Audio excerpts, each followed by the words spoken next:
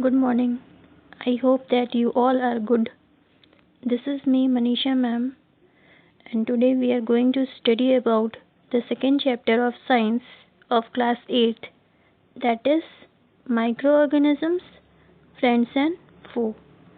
This chapter includes following topics such as first one is microorganisms, second is where do microorganisms live, third one is microorganism and us, fourth one is food preservation, and fifth one is nitrogen fixation and nitrogen cycle. So one by one we are going to know about all these topics, in which the first topic is microorganism. So let us start with this topic.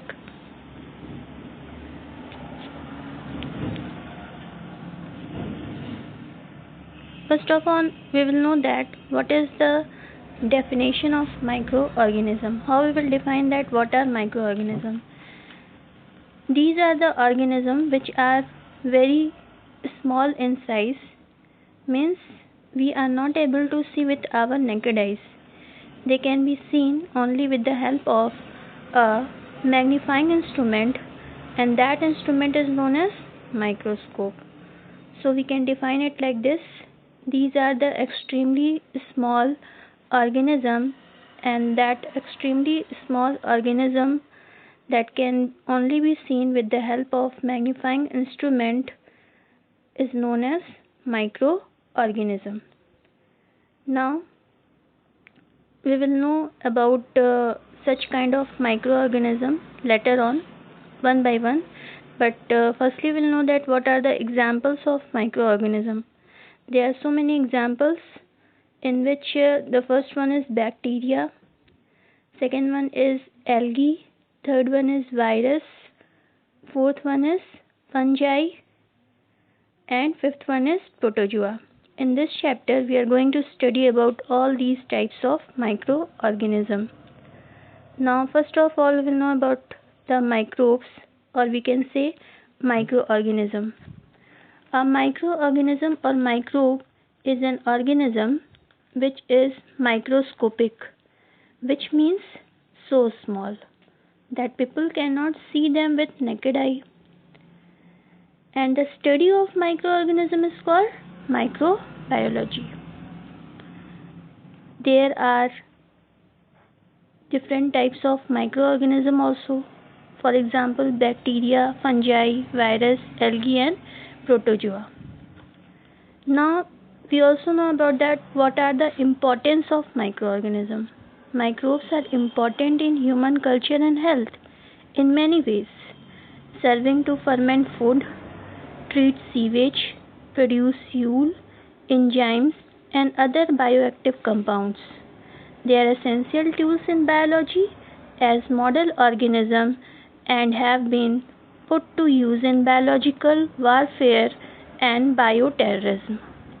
So this is about the microorganism.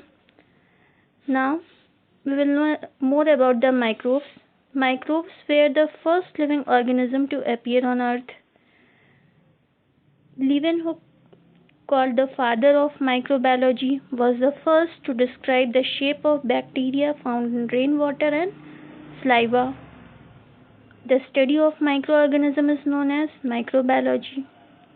Microorganisms that cause number of disease in human beings are known as pathogens. They cause disease in plants, animals and human beings. Some microorganisms live alone and some live in colonies.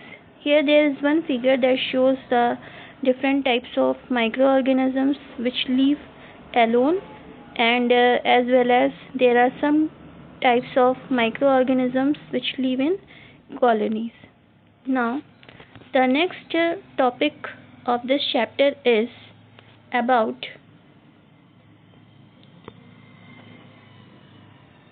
types of microorganisms. So microorganisms are classified into 5 major groups. First one is bacteria, second one is algae, third one is fungi, fourth one is protozoa and fifth one is virus. Now we are going to understand about all these types of microorganisms one by one, in which the first one is bacteria. So first of all, we know about that what is bacteria, what is the definition of bacteria. How we will define bacteria? Bacteria are single-celled microorganisms with prokaryotic cell, which are single cell that do not have organelles or a true nucleus and are less complex than eukaryotic cells.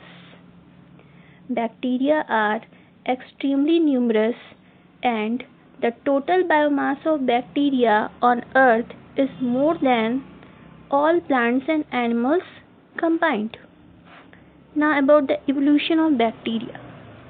Bacteria first arose on earth approximately 4 million years ago, and they were the first forms of life on earth. Now we are going to know about that what are the characteristics of bacteria. There are different characteristics of bacteria. First one is bacteria are single-celled organisms. They lack organelles such as chloroplast and mitochondria, and they do not have the true nucleus found in eukaryotic cells. Instead, their DNA are double-stranded, that is continuous and circular, and is located in a nucleoid. The nucleoid is an irregularly shaped region that does not have a nuclear membrane. Bacteria also have a cell membrane and a cell wall that is often made up of peptidoglycan. Together, the cell membrane and cell wall are referred to as the cell envelope. Many bacteria need a cell wall in order to survive. Now we will know about the reproduction in bacteria. Reproduction occurs through binary fission, which is the splitting of a bacterial cell after it reaches a certain size. Bacteria reproduce asexually so that two daughter cells that result from binary fission have same DNA as the parent cell. Now about the bacterial shapes. The bacteria come in different shapes. The three main shapes of bacteria are coccus, spiral and bacillus. Now one by one we'll about that different shapes of bacteria. First one is cocci are the bacteria that are spherical or ovoid in shape. Some cocci remain attached after binary fission even though separate cells have been formed. Second one is spiral bacteria. Spiral are, as the name suggests, spiral shaped. Spirulum are thick, tough spirals, and spirochetes are spirals that are thin and flexible. Next one is vibrio are comma-shaped bacteria, rod with a small twist. Next one is bacilli. Bacilli are rod-shaped bacteria like cocci. Bacilli can be solitary or arranged together. Diplobacilli are two bacilli arranged next to each other, and streptobacilli are the chains of bacilli. So this is about bacteria. Now these are the simple and most primitive organisms. Bacteria have a rigid cell wall, so they are considered as plants. Bacteria occur these are the unicellular organism and generally occur single, and the size of the bacteria ranges from 0.2 to 100 microns. Bacteria are found in all places where the life is possible. Bacteria are of different shapes that I have already told you that the different shapes bacteria, they are spherical in shape, they are rod shaped, they are spiral shaped, comma shaped bacteria. So these are the different shapes of bacteria. There are two figures, and that figure shows the different shapes of the bacteria, and the second figure shows the structure of the bacteria. So this is about the bacteria. Now let's move to our next topic, that is about the algae. So first of all, we know that what is algae. Algae are eukaryotic organisms that have no roots, stems or leaves, but do have chlorophyll and other pigments for carrying out photosynthesis. Means this is the type of the organism which are able to perform the photosynthesis process. Algae can be multicellular or unicellular. Unicellular algae occur most frequently in water, especially in plankton. Now we are going to know about the characteristics of algae. First one is phytoplankton. Phytoplankton is the population of free-floating microorganisms composed primarily of unicellular algae. In addition, algae may occur in moist soil or on the surface of moist rocks and wood. Algae live with fungi in lichens. Next is, most algae are photoautotrophic and carry on photosynthesis. Some forms, however, algae chemoheterotrophic and obtain energy from the chemical reaction and nutrients from performed organic matter. Most of the species are saprophytes and some are parasites. Now about the reproduction in algae. Reproduction occurs in both asexual and sexual forms. Asexual reproduction occurs through fragmentation of colonial and filamentous algae or by spore formation as in fungi. So this is about algae. There are different types of algae also, in which the first example is Chlamydomonas, Spirogyra, blue-green algae, diatom, seaweeds. These are the several examples of the algae. Algae are multicellular, whereas few of them are unicellular also, and the size of the algae ranges from 1 micron to several meters in length. They are plant-like. They have the plant-like properties, but they are the simple plants, but they do not have root, stems or leaves, and they are able to prepare their own food because they are chlorophyll is the pigment, green pigment, that is present in the algae, so that's why they are able to prepare their own food by the photosynthesis process. So there are two figures that shows the figure of Chlamydomonas and Spirogyra. So these are the examples of the algae. Next one is about the importance of algae. Brown algae, especially the kelp, and red algae are used as fodder. Algae like cholera are used in fish cultivation. Iodine is produced by marine brown algae, Laminaria. Some blue-green algae also fixes the atmospheric nitrogen. In sewage treatment, algae are used to break down sewage into harmless chemicals. Algin is obtained from the brown algae, is used as solidifying agent in the preparation of medicines and some food products. Many brown algae, when added in land, it increases the fertility of the soil. So these are the importance of the algae. Next topic is about the fungi. So first of all, we know that what is the definition of fungi. They are usually multicellular eukaryotic organisms that are heterotrophs, cannot make their own food, and have important role in nutrient recycling in ecosystem. Fungi reproduce both sexually and asexually, and they have the symbiotic association with the plants and bacteria. They are also responsible for some disease in plants and animals. The study of fungi is known as mycology. Now we are going to know about the characteristics of the fungi. There are so many characteristics of the fungi. First one is, some fungi are single celled while others are multicellular. Single-cell fungi are yeast. Fungi cells have a nucleus and organelles like plant and animal cells do. Next is the cell wall of the fungi contain chitin, which is a hard material and also found in exoskeleton of insects and arthropods such as crustaceans. They do not contain cellulose, which commonly make up the plant cell wall. Next one is multicellular fungi have many hyphae, which are branching filaments. Hyphae have a tubular shape and split into cell-like compartments by walls that are known as septa.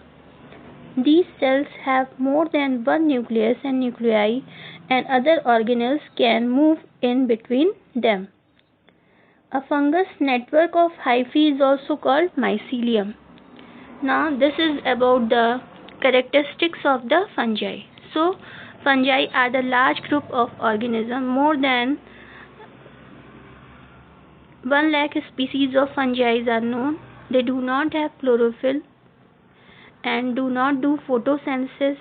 Some familiar fungi are mildews, rust, smuts, yeast. All fungi have a thread-like structure, and that thread-like structure is known as hyphae, but this hyphae is not found in yeast. They occur everywhere in nature. Fungi need warm and moist conditions to grow. Most of the fungi are saprophytes, which feed on dead matter. Some examples of fungi are bread mold, penicillium, aspergillus, mushroom. These are the examples of the some fungi. Now there are two figures given here that shows the examples of the fungi: penicillium, aspergillus, and mushroom. Now our next topic is about the protozoa. So first of all, we know that what are protozoa. They are single-celled eukaryotic organisms whose cells have nuclei that commonly show the characteristics associated with animals. So there are some characteristics of protozoa also. The first one is protozoa are not able for their ability to move independently, a characteristic found in majority of species. They usually lack the capability of photosynthesis. Euglena is known for motility as well as photosynthesis, and therefore considered both an alga and an protozoan. Most protozoal species are aerobic, but some are anaerobic species have been found in the human intestine and animal rumen. Protozoa are located in moist habitat. Free-living species inhabit freshwater and marine environment, and terrestrial species inhabit decaying matter. Some species are parasites of plants and animals. Now we are going to know about the size and shape of the protozoa. Protozoa vary in size and shape. Smaller species may be the size of fungal shells, and larger species may be visible to the unaided eye. Protozoal cells have no cell wall, therefore they can assume an infinite variety of shapes. Now about the nutrition and locomotion. Protozoa are heterotrophic microorganisms, and most species obtain large food particles by phagocytosis.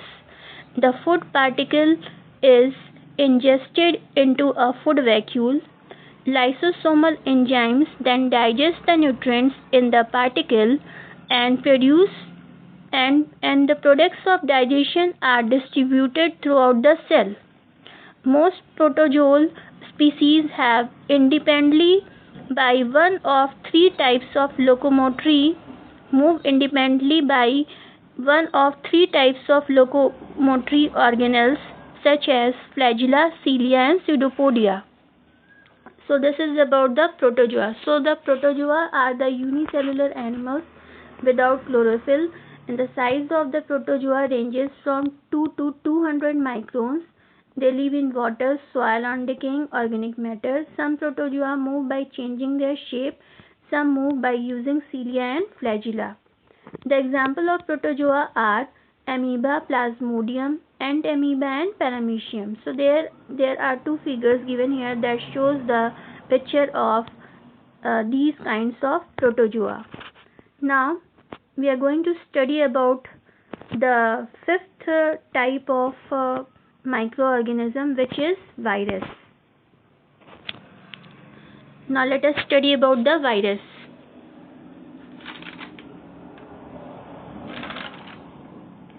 So first of all, we will know that what is virus. Virus is a type of microorganism that is smaller than bacterium and that cannot grow or reproduce apart from a living cell. A virus invades living cell and uses their chemical machinery to keep itself alive and to replicate itself. Viruses cause many common human infections and are also responsible for a number of rare diseases. Examples of viral illness range from common cold, which can be caused by one of the rhinovirus, to AIDS, which is caused by HIV. The full form of HIV is human immunovirus. Virus may contain either DNA or RNA as their genetic material. Herpes simplex virus and hepatitis B virus are DNA virus. RNA virus include HIV and hepatitis C virus. Researchers have grouped virus together into several major families based on their shape, behavior and other characteristics. Many viruses are host specific, capable of infecting and causing disease in human specific animals only. So this is about the virus. So these are the microorganisms which are so small and they cannot be seen with the unaided eyes. The size of the virus range from 0.015 to 0.2 microns and they do not show most of the characteristics of living things. Viruses are found inside the cell of plants, animals and human beings and they obtain the food from their host. They reproduce and multiply only inside the cell of other organisms. Viruses are the agents of diseases such as common cold, influenza, measles, polio, smallpox, AIDS, and some of the common diseases found in human beings. So this is about the virus. There is one figure given below here that shows the picture of different types of virus. Now this is about the fifth type of microorganism, which is virus. Now students, very soon we are going to come with the rest of the topics of this chapter. So students, stay with us and be happy.